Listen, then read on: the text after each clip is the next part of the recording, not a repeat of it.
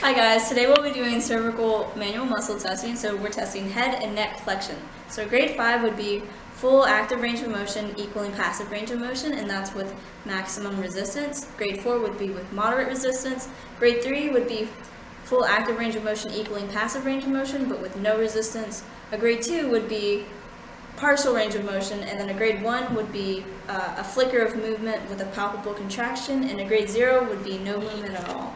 So starting off, we're going to have her laying supine, and then we're going to have her bring her arms up with elbows flexed and keeping them on the plinth. Alright, good job. And so for this, you're going to make sure she wants to keep her chin tucked in, so go ahead and tuck your chin in for me. And now, can you bring your head up as far as you can? Okay, and making sure you keep this down. So making sure you keep her shoulders down, so I'm just going to see if she can get any more. So clearly you can see that her active and passive range of motion are the same. So we're going to come back down. Okay, and we're going to do that again, making sure that you can keep these shoulders down, so come up again. And now I'm going to be adding the resistance. So I'm going moderate, and now I'm doing maximal resistance.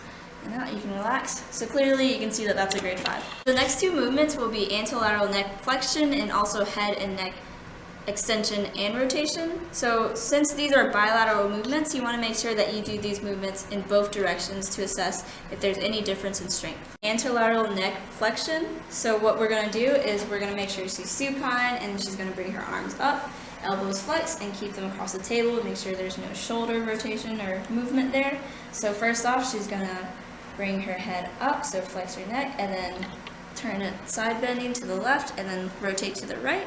And so this would be testing your sternocleidomastoid, so I'm just going to provide a bit of overpressure to see if there's any difference. So clearly her passive and active range of motion are the same, and so I'm going to have you come back down.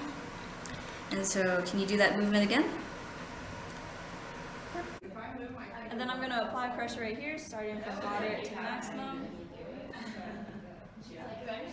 And that's a grade 5. We'll be testing head extension. So the patient will be prone, and she's going to have her arms out and elbows flexed, holding the edge of the plinth. And so making sure that there's no movement right here. Lauren, can I have you just bring your head up about as far as you can? And just going to provide overpressure. As you can see, that her active range of motion and passive range of motion is the same, so you can go back down. And now we're going to be applying resistance, so can you go ahead and do that movement again? And now I'm going to try to push her head down in the opposite direction. So this is probably maximal resistance right here, and that's clearly a grade 5.